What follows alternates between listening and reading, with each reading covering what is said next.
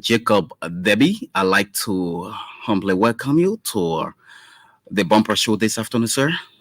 Yeah, good afternoon, Melvin, and good afternoon to our listening audience, especially Representative, especially those from Agbason District, Grenjide County. that's in District 3. Yes. Okay. And how are you doing, sir? Yeah, I'm doing good. I'm doing good. God is always in control, so I'm here today by His grace. Who, uh, who is this Jacob Debbie? Where do you hail from, and what brought you into the picture as a lawmaker?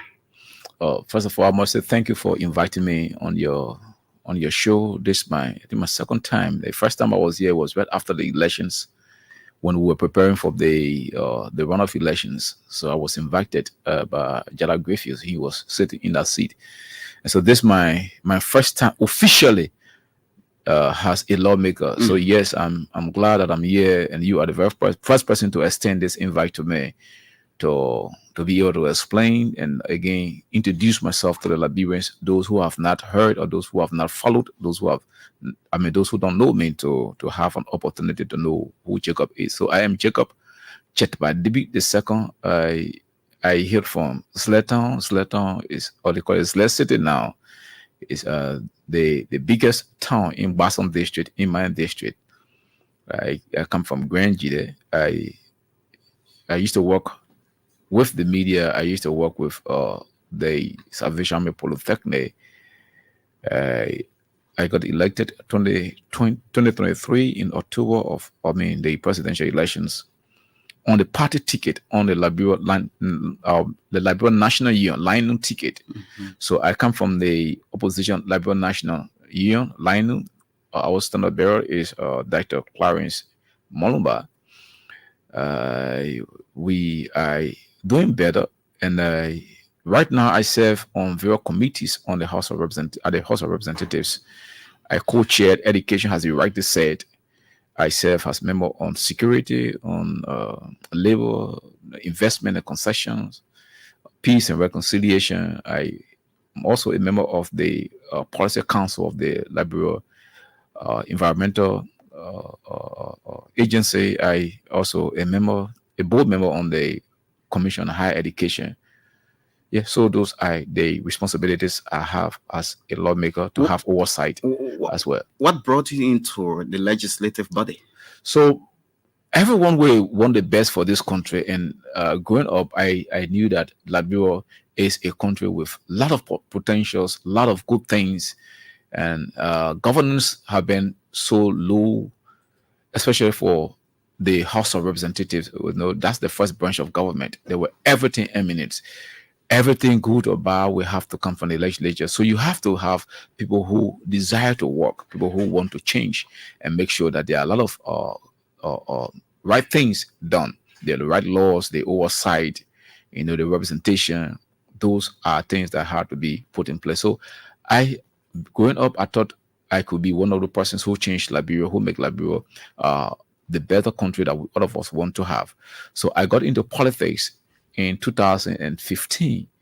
I contested 2017. I was whipped, and so then by whom? By Honorable Grant Ellis Chelsea Ellis Grant. Yeah. So then he was an incumbent. So he whipped us in the 2017 elections. We didn't give up because I knew that there was going to come a time that I was going to become elected. So I stuck in, and finally for me, my information, my campaign, my advocacy, resonated. The people agreed and were, very happy to elect me. So yes, I got into politics knowing that this country is a country that we can change with all the endowments, with all the good things, with all the resources we have. We need a government. We need government officials who come from the grassroots, who come from the communities and know what it is to not have school fees, what it is to not have roof on your head. We wanted to have such a person, and so I campaigned, and hopefully, thankfully, I was elected.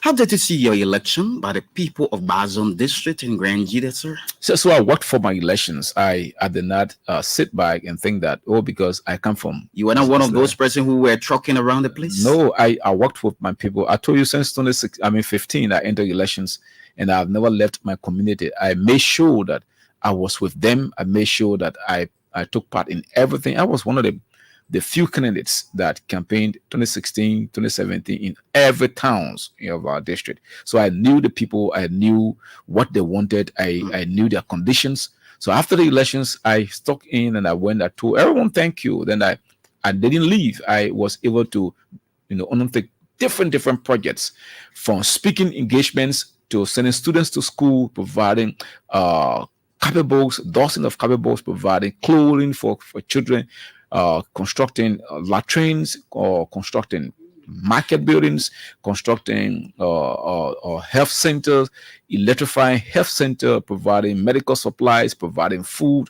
I did all kinds of things across, sponsoring football leagues, providing jerseys, and just all across, providing grants to marketeers, and just you name it. So I was a people's person before the elections, and I remain the people's person up to today. So the elections was something that I merited, because I knew that the kind of work you do, our people are very intelligent. They are moving away. People, because we have had successions of elections, people are moving away from just electing anybody, electing strangers. So they need to elect people who they know, someone that they can confide in, someone who name they can call. Just Jacob DB is not honorable Jacob DB. So they wanted to know the kind of person they were into. I mean, they will make their leader. So they knew me, and now they can go to bed sleeping knowing that I am their leader, and so they elected me based on that. You did those things because you wanted to be a lawmaker. Are you still into the full swing of implementing more of those things that you did? Oh yes, I didn't do that because I wanted to become a lawmaker. I did that because I knew that it needed to be done. I know that someone must be able to help the rest of the community members. I was helped before I got to where I am. Where I am today, I'm not here by magic. I got here by the help of God first, and by the help of others. Bishop David Daniels Jr. from the African Methodist Episcopal Church helped me to get my undergraduate degree, and so because of that, today I am here. So because he helped me without asking me where I come from, I need to reciprocate. So he tells me every time, the only way I'm happy is when you can help others. So I try to do that based on that. So I didn't do it because I wanted to become a representative. I did it because I thought I have the means to do it, and others must have the benefit. Others must have the opportunity to go to school, and must have the opportunity to have safe drinking water. So as we speak, I'm doing that. After the elections, I told my constituent that at least before the next 6 years, 100 persons must have graduated with my help with a bachelor degree. So we are anyway from the technical college in Grand Jide? From the community college, from the University of Liberia, from the Salvation Army Polytechnic. So Cottington as well? No. We don't have the means to send people to Cottington, because we have just our little salary, and then we have to speak to others who are like-minded. Some of our constituent members who are willing to help. Those are people we ask to help, or to fund these kinds of initiatives. And not only that, are you selective in those that are benefiting from your scholarship opportunities? No.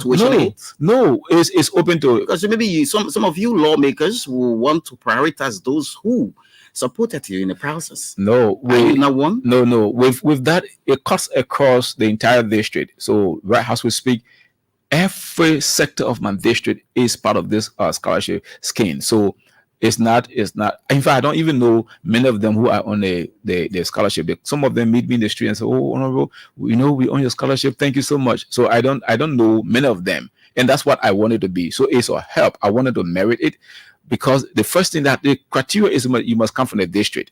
The second criteria, you must be in a university. You must have your letter of admissions, so that you can be a fresh person that will take from freshman to senior and then graduate, so that by the time you graduate, your making is our works. So we will be able to say, yes, we made this person a graduate, and not somebody that will meet halfway and take you. So we are able to recruit people from within the district. And yes, so we are not selective in it. Is holistic, is open, is a process that is free, fair, and everyone goes through it without having to bribe or having to come to my house to clean up or sleep to my house. Is an open process. I never slept in anyone's house to get scholarship. I never asked anybody. I never bribed people to get scholarship. So people have to have the same opportunity that I got.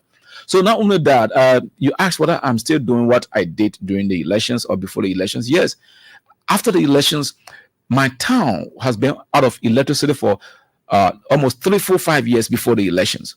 So I promised them that when I get elected, my first salary and asking others will be able to provide a transformer. My town is originally one of the towns within the initial plans of the West Africa pool that we are enjoying in the southeast. Part of the plan to have electricity. So there was electricity, the transformer was supplied, people have started enjoying electricity, but the capacity, the people overwhelmed the capacity. From LEC? Yes, from the LEC, that was the West Africa pool that goes to Grenji from the Africans. So the citizens or the consumers overwhelmed the transformer, it blew off. So since that time, it has not been repaired or restored. So I was able to get, right after the elections, I was able to buy 150 kVA transformer. How did you procure that? That's what I said. Was it from your personal? For my money, I was able your to salary? save. Yes, I was able to save from January to March, and in March, the tune of what? I paid 9,000 United States dollars for that transformer. So I was able to save from January to March, and I was able to procure that transformer, and was able to transport that transformer back to Sledtown. And as we speak, the people of Sledtown have electricity, 24 hours electricity. And so that's one point. Another thing is that I just completed the construction of a market building in one of those towns for the women to be able to sell. Where is that town? It's in Port Town. It's next to Sledtown. They asked me to do that before the election. Was that a request from the people? Yes. Are you now one lawmaker who imposes projects on your people? No. I come from the development background, so I understand that a project for the people must be the people's idea. It has to be people's driven so that they receive it and own the project. So how do we come about that? We had a unification program in Sledtown. The woman came and said, "Thank you for inviting us, but this is what we want. When it is rainy or when the sun is hot, we don't know where to sell our market. So can you help us when we bring our produce from the market? We don't know where to sell them. Can you help us with a market building?" So yes, we went and did the estimate. They brushed the place, they cleared the place, and were able to provide the planks, the zinc, and the rest of it. So now, as we speak, they are making their business. I was able to give them another 100,000 $100,000 US dollars. Liberian dollars. I don't know how 100,000 US dollars. I was able to give them. I just came from but you make more money in the country. No, we don't make a lot of money. That's one thing we need to talk about. And I have always told people we don't make a lot of money. It's a myth. It's a perception, and we need to clear that as we go along. So we need that kind of publicity and the PR for people to understand who we are at the legislature. So I was able to give 100,000 Liberian dollars as a grant to help them increase their business. Another town, one of the biggest town in my district called Two Town, I was able to do the same $100,000, and so for Total and Porter, I've been helping them. The group in my own town, the market women in my town, I was able to give them 500,000 Liberian dollars. Another group in Gay Town was able to give them 50,000 Liberian dollars. So we try to give back, empower them, not because we have the money, but because we have the will. We actually don't make a lot of money. It's only for us at the House of Representatives, it's just the salary, except you have other friends, other relatives, or other businesses. Then you have other sources of income. But at the legislature, it's just our salary. So people don't understand that and say, "Oh, the people make a lot of money." No, we don't make a lot of money. Our salary is just 8,810. That's the gross. After deduction, we are down to 6,000 and change. So that is just 30 days a month, and nothing else, nothing added. So we don't sign vouchers, we don't sign papers, we don't sign anything. As we speak, it's just that amount. We have not been, since January up to today, there are no supplies in terms of stationaries, no supplies in terms of toiletries. We have to do them ourselves from that salary. So as we speak, we have not gotten a vehicle, but we have to commute to our districts every day. Vehicles, the gas come after 3 months. we have to get something a month or two. But you Yeah. went, Representative DB, you Yeah. went to serve your people. Why will you be eyeing a vehicle? Why will you be thinking about resettlement? No, And you there's nothing called resettlement. you took in our- you took your own bull by the horn that you wanted to be a lawmaker. Yes, so but it doesn't what- doesn't negate that we shouldn't have vehicles. We need vehicles to travel. Everybody got vehicle to Okay, travel. why you can buy your own taxi and be moving around the place? I work for the government of Liberia. I work for the people. I work for you, and you will not allow me to drive to ride taxi with commercial. I mean the commercial. If I were a lawmaker, I will even ride or I will ride a motorbike to go to Capitol So Building. why would you say your minister should ride? No, without going to that. No, ride. so Because- why you want the legislator to ride keke? No, or to ride, I'm not taxi, saying Representative Debbie should ride keke. No, you said if you were, I wear. you were It is my will. I have my own independence. So what we're saying is that the job comes with transportation. The transportation, many persons we have to divide that according to the framework of this. Every day we must have $50 for transportation. So it is the $50 that is summed up into 3 years, and then it amounts to that. In fact, it's less than $50. If you do the mathematics, around $22 a day for transportation. I come from Grand Jide. I come from Wake Barson District. Coming to work to Capitol Building, if I have $22. From here to Zleta and bike, it costs me more than $22,000. Is that burdensome for you financially? So that's why the No, government. answer me, sir. Is that What- burdensome on your part as a In which way? lawmaker? Which way? That you pay more money in that $22 to come to Monrovia? So no, what we say, we're trying to disabuse the minds of people who say that we make a lot of money, or the vehicle that we have is a lot of money. So the vehicle that is procured, or that will be procured for a lawmaker, will serve him for 3 years. That vehicle, the government does not service the vehicle. He services the vehicle. All of the wear and tears are his responsibilities. Unlike those in the executive and other branch of government, the government is responsible to procure them vehicles. The government is responsible to fuel the vehicle. The government is responsible to service their vehicle. So, for example, a minister gets a vehicle from the government now. He has accident with the car. The government removes that car and reissue him a car.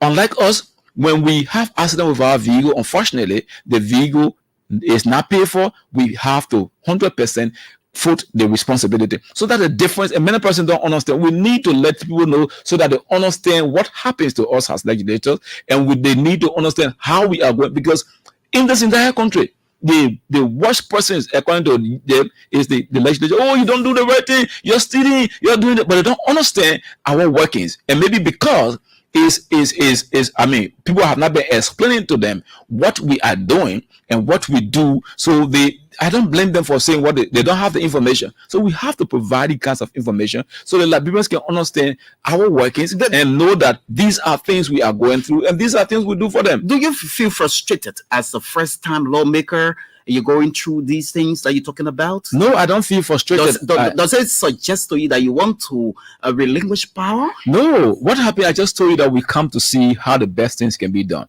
There have not been plans. There have not been system where these things will happen according to the laws. What we are requesting, they are not illegal things. These are legal things, and they must be done systematically. I come to this place not to make money. I come to this place not to get extra baggages in terms of riches. I come here to perform a service. I come here to work for the Liberian people. So to do that, my work had to go hand in hand with my immunities, my benefits. Those are things that they are legitimate. They are, when we look at the budget, which is the law, is the financial instrument of this country. The vehicles are enshrined. The salaries are enshrined. So what we are asking about, there are not things that are not budgeted. So for people to say, oh, you may want to make a lot of money, or he's crying because he doesn't have a vehicle, is a requirement. As a representative, you must have a vehicle. As a president, you must have a vehicle. You must have a home. For us, it's only vehicle. Whether we come from Bokonjide, we come from Baton District, there are nothing for homes, and we don't talk about them because we think that we should serve the Liberian people. We are the first branch of government. We have the power of the purse. If we wanted to do that, we could have enshrined it. But we said, no, we can't do it. We have to ensure that the Liberians, especially there are things we need to find a way where everybody has access to the budget. Are you and to do people? that. Are you people as lawmakers taking into consideration some of the problems that are faced in the leeward counties, especially where you're from, ranging from health, roads, and other things? Yes, and then you're just talking about your personal vehicle that you should be benefiting. No, so it's not a personal benefit. It's not a vehicle that I should personally benefit. I should use the vehicle to go and do your work. I have oversight responsibility. How did you get in the picture? Did you have a vehicle to campaign around the place? So you were riding wheelbarrow around the area? So that's my personal vehicle, right? So and when you come to government, you don't use, excuse me, when you come to government, the code of conduct is clear. When you come to government, you must be able to use government property for the government jobs you do. Is this ingenious for you as a man to come to this EABC and bring your own mark and put fuel in the generator to service this country? How do you feel if it were you? Will you feel good to bring your own mark at EABC, bring your own fuel oil, and fuel the generator to aid the news, to broadcast? Is that what you do? Answer me. No, is that what you do? You speak a man. No, you answer me. I'm not a technician. How then do I bring a microphone? So this is what we're talking about. So I'm working for the government. I am a lawmaker. You expect me to use my vehicle to work for the governor of Liberia, right? That's the same. So you are using your vehicle to campaign and become a lawmaker. Exactly. I use it to campaign. Now that I'm elected, I work for the governor of Liberia. I am employed. So when you are employed by the Liberian government has the right to pay your salaries. The Liberian government has the right to give you the benefits that are enshrined. But that's not the point. We are saying, you asked me how do I feel about the people in the hinterland? I come from Grand Jide. We were able to speak to the government. One person that spoke to the president before the speaker's election, before he got inaugurated, he promised that his 100 days, he will ensure that the rules are graded. And to his word, true to his word, the rules are graded. Grand Jide is pliable now. Yes. I go to Grand Jide. The president has made your work easier. Very easy. I go to Grand Jide every time, and as I speak, I'm going to Grand Jide again tomorrow evening. So I leave from here sometime 8 p.m. and I'm there by 7 a.m., 8 a.m. So it tells you that we are not just for ourselves, we are also talking in the interest of the people. People now are going back and forth from here to Grand Jide quietly.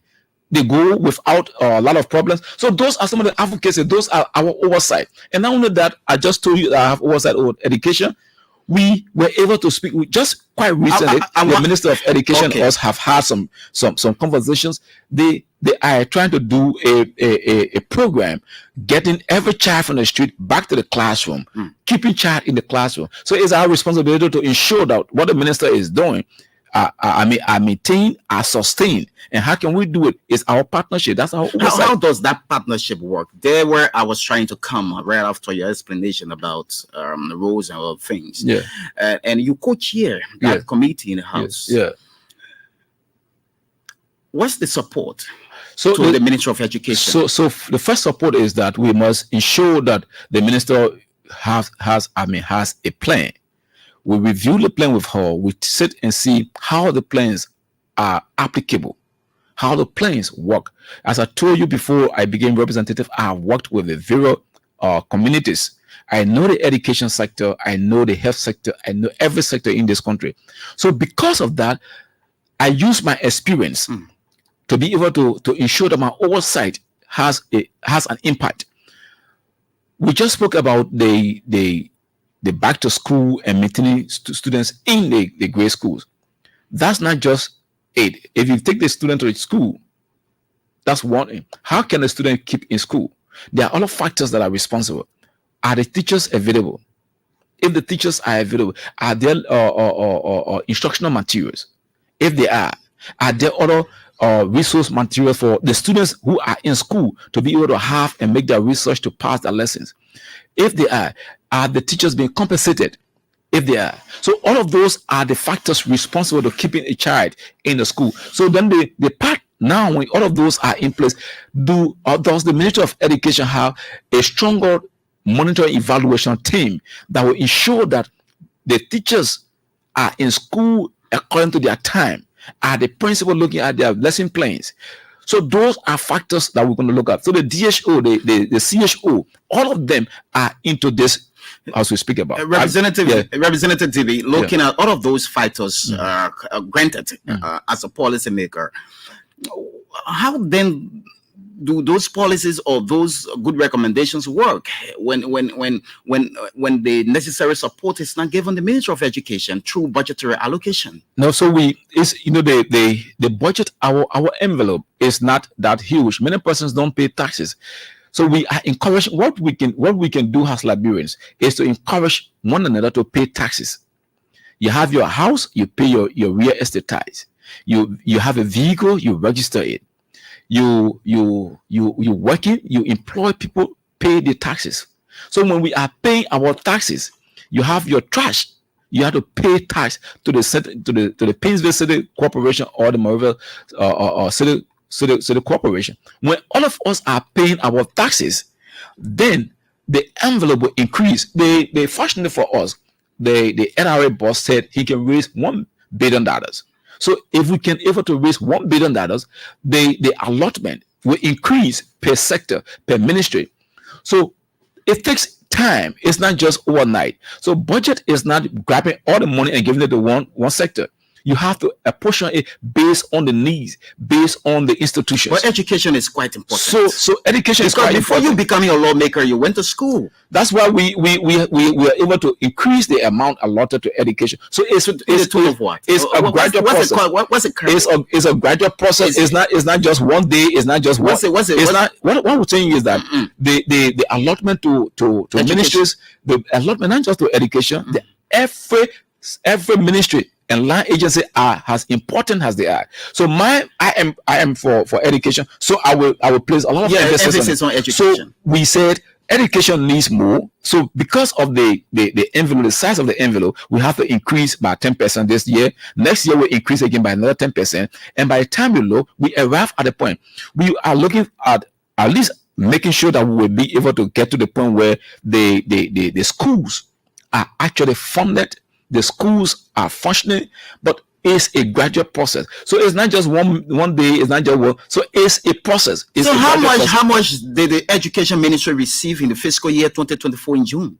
How much was the portion for them? Oh, off head now, I can just say the exact figure, but I'm sure they were able to increase them by at least by 22-23% as compared to the previous years. Do you think that is quite enough? I just told you it can be enough now because it's a process. When you have teachers still volunteering in government schools across Liberia, there will be people volunteering at all time. What we are saying, you want people to keep volunteering until they die, sir? I just said there will be people volunteering. I didn't say they should keep volunteering. What we just said, we have to pay taxes. When we pay taxes, the allotment will increase based on the size of the envelope. So when that happens, you will have people, the volunteerism will reduce. The supplies to schools will increase. So it's a gradual process. We just got a government less than 8 months. This is the first budget year. Things are a little tight. We got a new LRA boss. He says he can raise $1 billion. We are looking at the performance. He said it's performing. The LRA boss was with us and he said, yes, the budget is performing. So it gives all the opportunity, it gives all that appetite to say, yes, next year we'll increase the Ministry of Education budget by at least by 50%, by 60%. Every line ministry, every sector of the government is challenged. The country is challenged. It's not just one. The roads. No. So look at the electricity. Every sector is challenged, but it's not overnight. The president, the speaker, the pro tempore, the justice, all of them are ensuring that the right things are done. So we who are the people's deputies and having oversight, the committees are ensuring that what needed to be done are done. So our oversight responsibility now, they have gone 2-3 months or 6 months, 7 months, they are submitting their performance report. So each ministry, each agency is submitting its report, performance report. We are looking at that, and pretty soon there will be a recast of the budget. We'll look at the actuality. What I do. The recast of the budget, there can be some recommendations from your lawmakers to some ministries and agencies. Why do you think that should be? So we have to look at the actual. Sometimes you make the allotment based on speculations, Okay. and because they are speculations, they are not tangible. They are not realities. Okay. So, from the performance of the land agency, from the performance of the budget, you are able to say, okay, this is reality. Now we understand that the Ministry of Education needs this amount of dollars for supervision. When there is supervision, the output will be this. So we measure performance by the dollars and cent. So now, while we're going to be doing the recast, we'll be looking at the performance of our oversight responsibility, the Ministry of Education, for example. The Ministry of Education has started enforcing the compulsory non-increment of graduation fees, right? Very good. I have it right here before me. yeah. So you are a far-sighted lawmaker anyway. So to tell you that I have let's dive into oversight, that. my oversight is not just, I'm not sitting in the office. I'm poking into what the ministry is doing. I'm working with the ministry to ensure that the right things are done. So the ministry is doing that. The ministry has the minister, since she took over, have been running all around the place, making sure that she understands and have first-hand information on what is actually happening. So we look at the recast and say, okay, the Ministry of Education needs this amount of dollars for supervision purposes. So then we increase money for supervision. Why? Our reliance will be, when you do the increment in supervision for the Ministry of Education, there will be less absentee. That will include logistics. Yeah, that's what you need vehicles. So when we do the increment, the funds will go for that purpose. The ministry can direct it for vehicle purchase or for vehicle rental, for whatsoever it is, but to ensure that there is an adequate supervision. Why supervision? When there is enough, adequate supervision, sufficient supervision, there is less absentees of the teachers, less less work done. Because what happens is that when your boss is always checking on you, you will always be there, right? You always be. So that's why once we want the actual in the output, the education sector to be stronger, there must be every time someone checking on the teachers, checking on the minister, the DO, checking on the CH. The CHO, the CEO. Yeah, CEO, checking on them, so that once you check on the CEO will check on the DO will check on the principals will check on the teachers, on the class sponsor, the class sponsor will check on the teachers. Then once it is done in that manner, the impact will be felt. So we are looking at that part. So when the minister comes with her report, then we as committee members can be able to speak with our colleagues on waste means and say, there's a need to have increment here.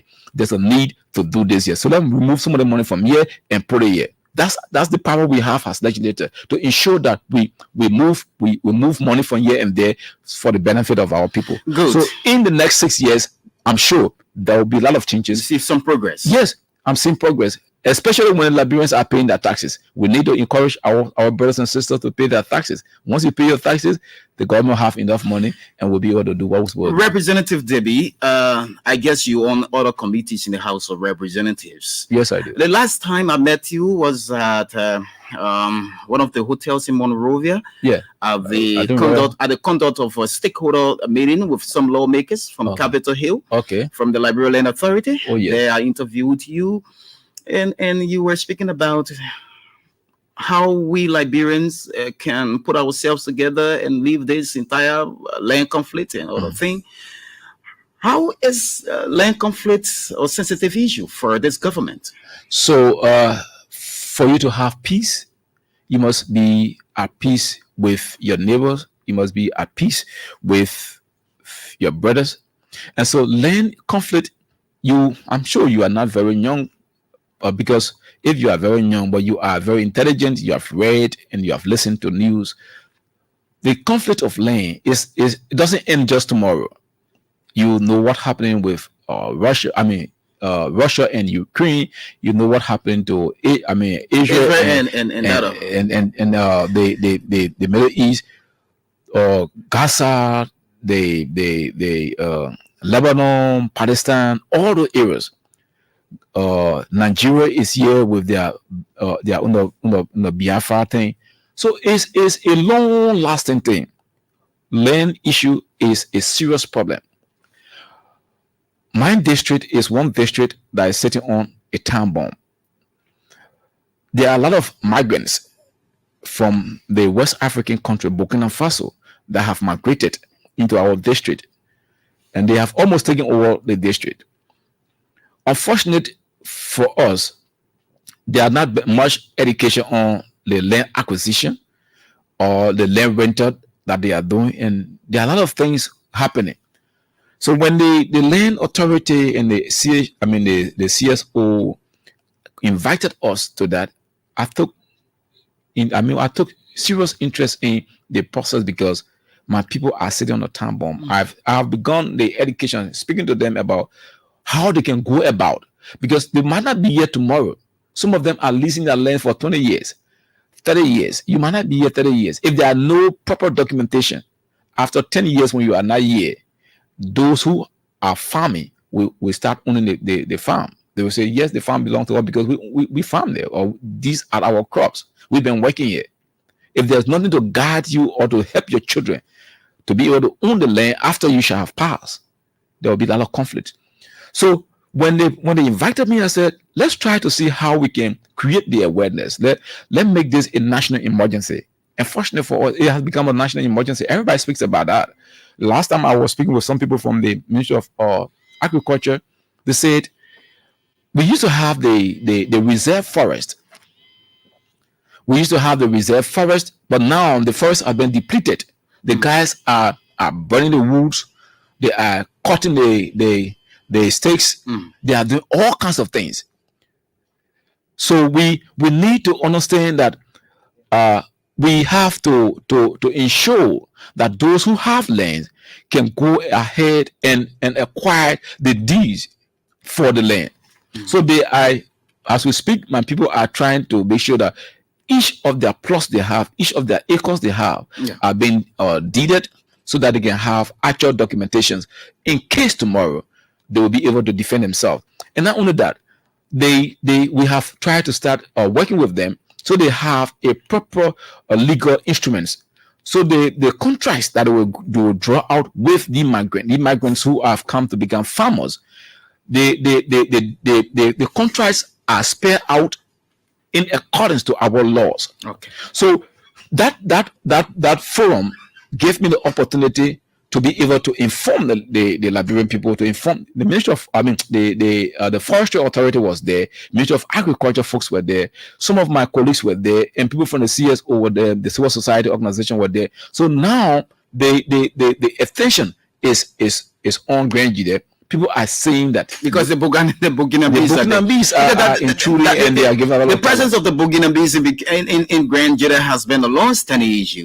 It was between the representative Ellis Grant at the time and that of Senator Marshall Dennis. Yes, so former Senator Marshall. Yes, so they both of them are former now. Yeah, former. So the issue started with the movement of people and with the kind of relationship Liberia is into all the accords, all the agreements. You can't stop people from moving into your country. So they are West Africans where they can stop us from going.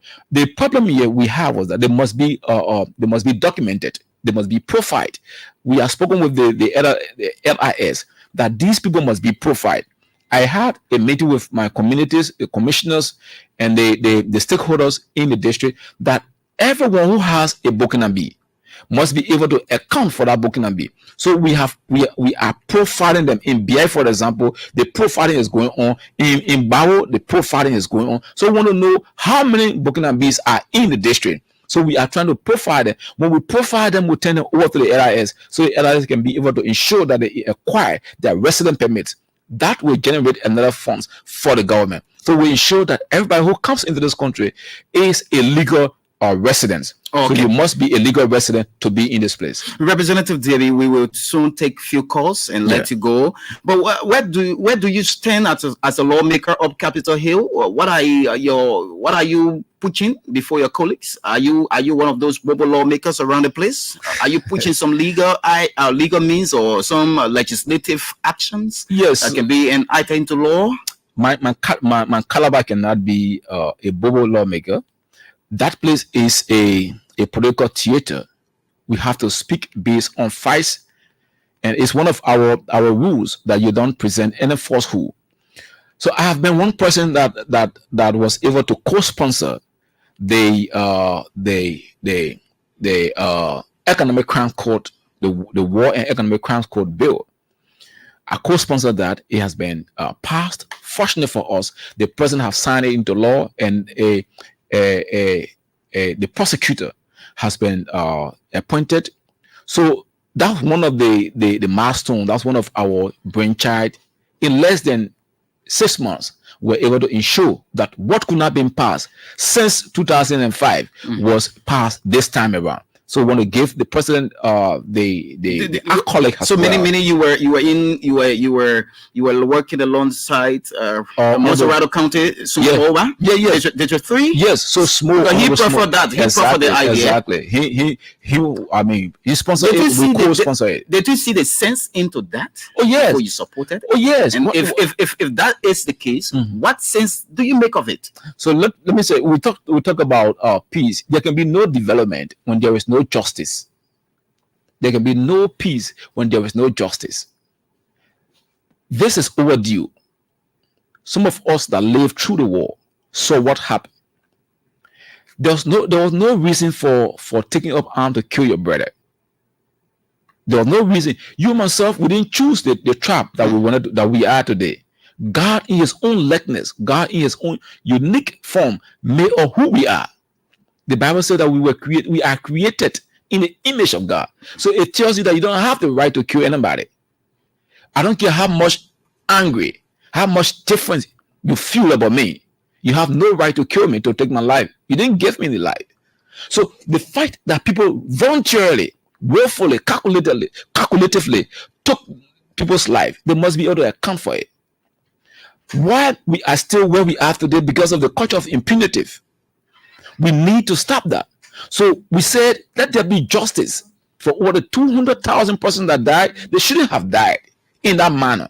Some were slaughtered, some were fired at, some were murdered in different ways, which was very, very inhumane. You don't have the right to do it. So those that did it, they are still around here. And they see them, some people, their parents were killed before them. They still go with that trauma. Still seeing them pass, getting around. And some are still in government. Some of them are in government, and not only in government, they are making decisions. Some of the decisions, some of where we are today are the result of their decisions. They can't be the one that disadvantaged us, killed our parents, killed people, destroyed our country, and still be making decisions.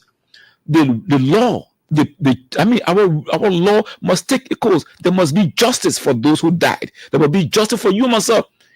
Maybe if not for the war, you could have been better than who you are. Of course, yes. Your parents could have been around, and every parent had a plan for their children, but the war interrupted it. Why? Because of some personal reasons, because of some other. So it must stop. We must serve. This must serve as a deterrent. Okay. If we don't do it, there will be people coming tomorrow. So you want the court to come to Liberia? No. I thought you were going to be here yesterday. You think so? I thought you had been here. How will it come? How could the court come yesterday when you still not settled? As you know, you lawmakers are not still like there are controversies. We were unanimous about this. We came prepared. I told you we came to this place prepared to work for the Liberian people. So we came with a fixed mind. Since we have been here, has this 55th will be one of the best. Just check our records. Will be one of the best. We don't go after personal benefits. We go after what benefits the holistic interest of this country. We look at what benefits Liberia most. So the issue of the war crime, it has been lingering for a very long time, since 2005. Madam said we were going to do it, she didn't do it. Judge, we are going to do it, he didn't do it. This person has the power, he has the bravery, and I must give him that recognition. I must give it to him. He has that bravery to say, yes, I will do it. Okay. And he has not only that, he has the mantle, he has the right or agenda to be able to move this country. Because of his age, we can say that he went out one second term. Politicians in the country look for next election, they don't think about working now. And one thing we forgot to know is that when you work now, your works today will determine your tomorrow. But many of us look at the tomorrow and don't work for today. So when the tomorrow comes, you are cut off. So the president is doing what he must look at today to change the way things are done. And the governance system, I'm looking at if things are going better, those things that have been hindered, those things that have been preventing us from progressing are being looked at, and they are being done gradually. Representative Debbie, let's look at the audit. People are discussing the audit in all corners across Liberia on the social media. And the president has been firm on this, that this government is not going to do business as usual. What's your stand on this audit? I one person. There are former officials of government who have been incarcerated. So when I came here, I just told you my salary, right? It tells you that I am a transparent person. I believe I'm one person who championed the Freedom of Information Act. And while working in the media, I had a project that was responsible to ensure that people have access to information. So I am one person who's actually in favor of the prosecution of those who have looted our coffers. This country cannot continue to run like this. I just told you I'll co-sponsor the bill for the War and Economic Crimes Code. So if I can do that, it tells you that I am one person who wants transparency. I'm one person who wants accountability for what you do. What I'm doing, I am accounting for it. I just told you what I earned. I just told you what I bought. All of those things are recorded. They are receipt for everything that I do. So I supply my people what I do. So in as much as I am accountable to my people, anybody who is a steward of our resources of our country must be able to give account to those his steward. So this is it. I support the prosecution of those who the order says that you took money. You must be able to give account. If you did it, audit is not a death sentence. If an audit report comes and say you misapplied this, you misapplied that, you have the opportunity. And the good thing is that when the GSC does its report, they submit that audit report to the House of Representatives or the House, the legislature. Then our committee on public account will be able to review that and have a public hearing to ensure that what you said or what the GSC said is true. And if it is that, we after the public hearing, the PSC will ask you to restitute that and then forward that public hearing to the president. The president will not act upon that. So the president will not act upon what the GSC just says. The president will have to act upon, because the GSC reports to us. When the GSC reports to the House will take that report, submit it to the president. The president now will base his action on what has been said by the report and by the public hearing. So you don't care about the noise around the place that the audit is a witch hunt? It's not a witch hunt. I don't care about that. Why? Every government has a responsibility to the people. So when there are views coming from the other side that the audit started in the regime of George Weah, and it was just left with this new president, this new government to implement. So every government has, as I said, every government has a responsibility to audit the previous one, the one that you succeed. Like you come and take this place, right? Melvin, you are here. Before you start to work, you must understand what your predecessor was doing here. That will inform your decision on whether you are doing it, you will be doing the right thing or you'll be doing the wrong thing. You don't want to repeat what your predecessor did wrong or did right. You want to ensure to build on what they did. So to be able to build on what they did, you must understand what they did there. That's the audit. Is performance audit, is transaction audit, is interview audit, is social audit. You can do everything. So to be able to guide yourself. So what the government is doing the right thing. You were here. You have this number United States dollars has a budget for the past 6 years. What did you do with it? It's not your money. It's our money. The taxpayers' money. We elected you. We make you the person you are. So you must be able to give account of. So when you constitute an audit, and the audit says that while you were here, Melvin, working in this place, they pay $100 to you. Instead of you depositing the $100, you spend it for yourself. You did it over the past 4 or 5 years. Now the next person who's going to come here say, okay, let constitute an audit. Let know Mervyn's work. They say, oh, that witch hunt. You were entrusted with public funds, and you must be able to give account of it. All of us we took office to be able to account for what we do. So when we have the opportunity to account for it, we must do it. The audit is now being fought by some indicted or some persons who have been involved allegedly. Looking at the former finance minister, I was reading something about him today. Claiming that there were some lapses in the 12 years regime of former President Ellen Johnson Sirleaf, and they took over. They did not go after them, and they did not do that. And there were some problems with, there were some negotiations with the International Monetary Fund, and they were forced to have agreed under their regime and do this, do that, blah, blah, blah, all sort of things. He's defending on the other side, and he wants a legal process. Of course, yes, he's supporting it, but it should be on a very well guided administration, security wise, no witch hunt, no threatening, and other things. So their negligence is not our responsibilities. When you neglect your responsibilities, we are not responsible for that. You have the power to do it. We gave you the authority. We gave you the mandate for 6 years. It has been reported. Before they came to power, they were in opposition. They saw what happened, all the mess that the former government created. They saw all the mess and went and sat on it, condoned it, and said, yes, let's go ahead and do business as usual. Not everybody going to go the same way. There are people who can steal all year. Nobody can catch them, right? But you go try your own, the people catch you. You say, oh, but while all the men stole, you not caught him? It's not our business. The man stole, nobody saw him. Okay. And so you stole, they caught you, you must be able to account for it. So they cut your hand in the cookies jar. So you must give account. What we are saying is that every Liberian should support accountability. Bossman, you myself just talk about the education sector. We just talk about the health sector and the rules. If our people who were in government were transparent, were honest enough, were sincere enough to build this country, you myself couldn't be talking these things. This country in the West Africa here, our country is the least developed. Sierra Leone now you can drive keke from here all the way to Freetown. Why? So are they different from us?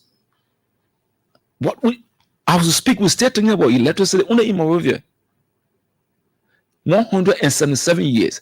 We're talking about rules. You only drive from here to Ganta with quota. Now the quota is going bit by bit. It's almost going to. So you support the audit by the president, by President Joseph Boakai. I support the audit. I support accountability.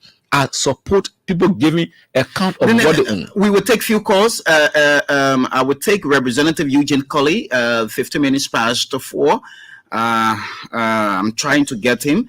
So what we do, you support audit. Yes, there has been this call, or there have been several calls around the place that the legislature needs to be audited, especially from one of your colleagues, who is always lambasting in the house. Musa. Yes. Let me tell you something. You can say, I will take the log. I mean, the speck from your eye when the log is in yours, right? For me to be able to take the speck from your eye, I'm gonna be able to clear the log from mine. We, as I said, some of us are open to that. Our dealings are transparent. I declare my asset. What's your worth? I worth nothing more than $10,000 in terms of person. 10,000 Liberty or US. In terms of assets, I have close to hundreds of more thousand. I have US? Buildings. Yes, I have buildings. I have vehicles. So I worth almost that. So I declare. Did you declare your asset? Yes, I did. I declare my assets since February of this year. Yes, I declare my assets. So I don't hide anything. I don't have anything to hide. So you support the audit for the legislature? I do support the audit. Some of your colleagues murmuring around the place? No, all of us are in favor of that. And so? Yes. 73 lawmakers? Many of us or 105 or what? No, you have House of Representatives. You have I'm 73. Yes, 73. The speaker support it, the leadership support it. And you have 30 senators. Do you also hear, because I know you have senators. 30 senators. You have some. Oh yeah, 30 senators. Yeah. So you have some of your colleagues too in the Senate. Yes. Are they in support of this? Yes. I'm sure they are in support. But I can speak frankly for mine. How do you want the audit to be done for the House of Representatives?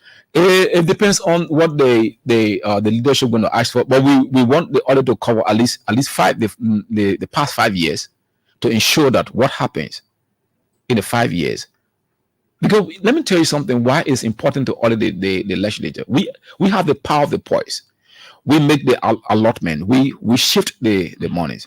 So when we are audited, it gives us the opportunity to speak and be able to hold those who we give the money to hold an account for what we have oversight.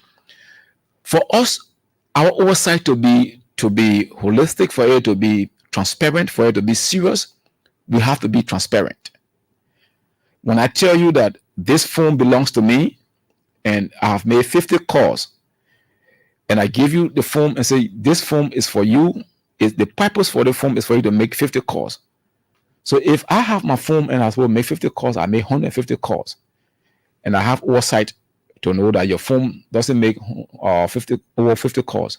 How do I compromise that?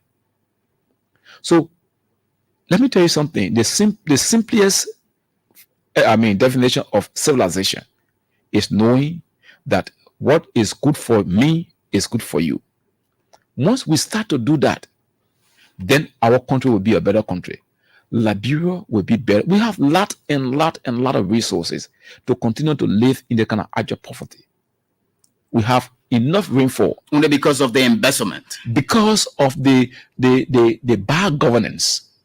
Bad governance, not just the money, not just the cash, but in often people don't go to work soon. Blind loyalty to the plight of the Liberian people. This country is not going to move anywhere. I just spoke with my colleagues. We need to have a national agenda, a national development agenda, so that when UP is not in power, the next government that comes, that agenda they can go by it. We were still talking about the same 2030 Vision 2030.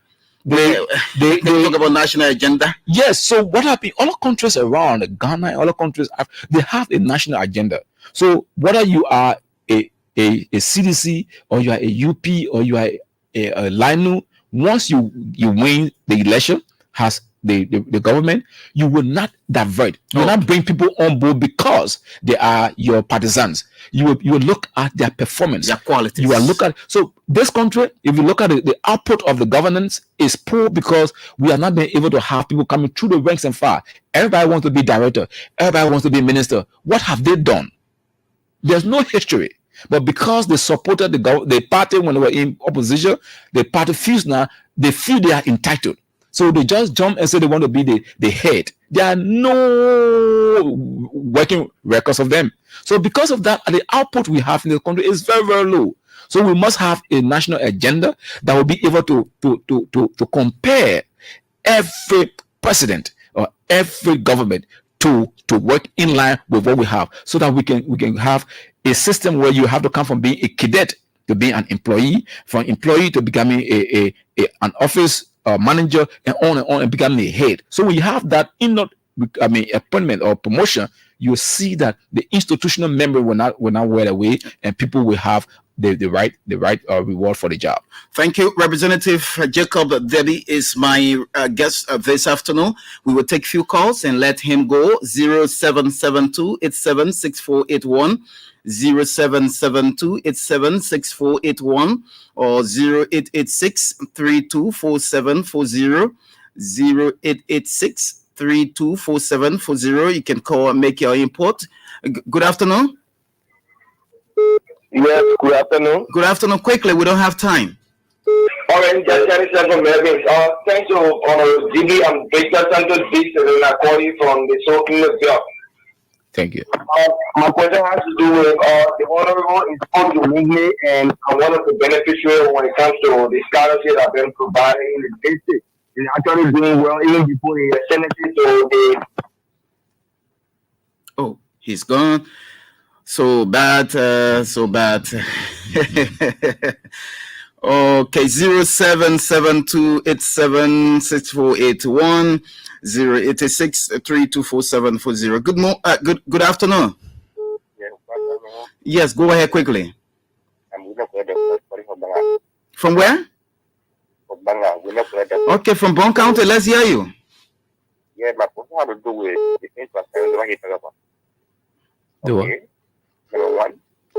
There's an improvement in all the yellow business. Because I hear as a high contact center, nothing more people to transparency. Where they say up now. Oh, Okay. You got it, right? yes, to my yellow machine. Okay, let's hear this person. Good afternoon. Hello. Hello. Yes, how are you? We are okay. Just go ahead quickly. Okay. All right, I'm Edward Charles calling you from Bison Daudi. From Grangida? Yeah, from Grangida. That's the capital city of my Yes, district. I want to appreciate the honorable and why it's quite secure. The only thing left our the foundation that you have in Daudi is the foundation you left out, but every other thing that is quite secure. I want to congratulate them Edward Charles from Bison Daudi. Thank you so much. Thank you. Thank you. Let me take this person. Good afternoon. Good afternoon, Pauline. This is Randall Curry. I call from Singe in Bond County. Go ahead. I appreciate the Honorable Insidio for his stance on the issue. From our point of view, we think these are people who need to share their affairs with the national legislature. And I don't think the Labon people support anyone who is a corrupt official. And we stand with the government when it comes to the audit, and we think this government do all it can to bring to both all those who are being responsible for the depreciation of the national cover, and they can give account of what the stewards have been over the years. So let me thank him for his stand on the issue, and I pray the lawmakers will also support his stand that there will be one therefore. Thank you, Honorable, for your stand. Thank you. Thank you. Good afternoon. Good evening. Yes, go ahead quickly. Thank you. I'm calling from Kingston. You see, let me say, your studio guests have already made, himself to have shot itself in the leg. If you say you don't want it against transparency in Liberia, but if you want to be transparent, you yourself need to be transparent. These who preach equity must come with clean hands. Yes, government is highly corrupt. You need to start with themselves first. No one is against transparency. So let me be true to the point and start being a single friend around here. Thank you. Okay, thank you so much. Thank you. Good afternoon. Good afternoon, sir. Yes, sir. I'm Corrado Johnson, calling from Lima County District. Go ahead quickly. Okay, I really want to commend the honorable representative from GTD in Grand Nigeria, the Bason District. These are leaders who go.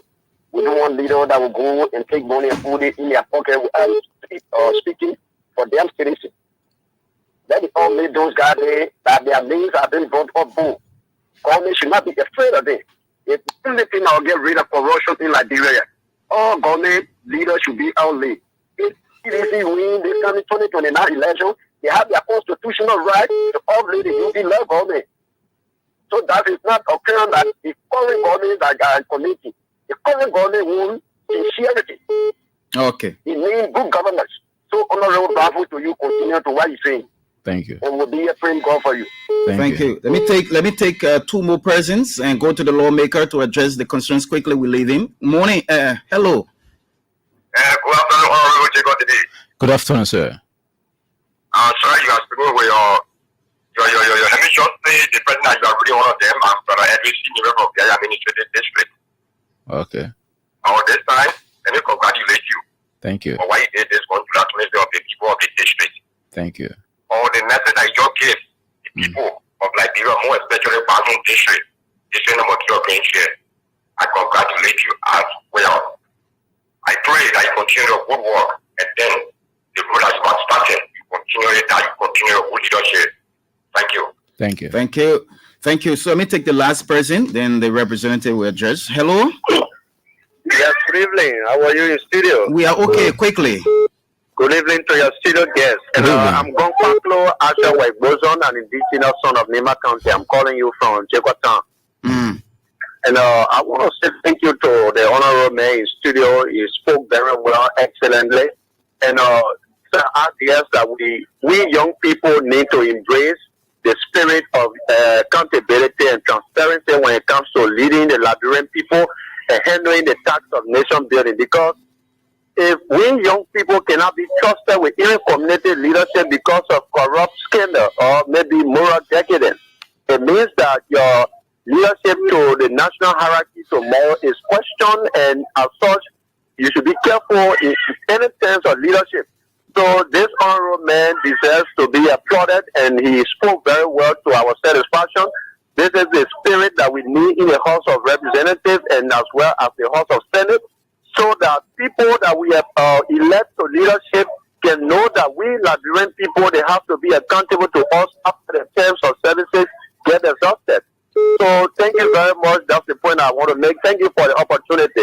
And if it is possible, some of us would like to meet this honorable man so that we could also be inspired by his wisdom. Thank you. Thank you so much, Representative Adili. Yes. So thank you. Then we'll leave you. We, as I said, I have been one of the persons, one of the louder voices at the Capitol, making sure that the right things are done. My colleagues know me for that. We have the issue when the issue of the yellow machine started. We have been very clear that there will be nothing done in this country that is not done properly. We want machines. We want our rules to be graded. We want the best for this country, but not because we want the best, we're going to take anything. We will ensure that the right things are done, and that's why up to now you don't hear anything about a yellow machine, right? Because the right things were not done. The president knows that he can't bring anything before us that is not right. I heard your colleague Musa Berete from Nimba District 7 was saying if the legislature doesn't approve the yellow machine or the yellow machines, they will not apply any routing in Liberia. No, they will not. The president is not just a novice to governance. He understands what it is. So because of that, I'm sure he's trying to do his best to get the right things done. The yellow machines will not. We assured this country that we are not perfect, but on our watch, a lot of good things will happen. We ensured that when the government is contracting, or when the government is making commitment to any party, it must be done in the best interest of this country. We are not here to make money. We are here to ensure that the right things are done. Okay. And so we will ensure that the right things are done. To the other guy who said that this government should be able to audit itself, it's not.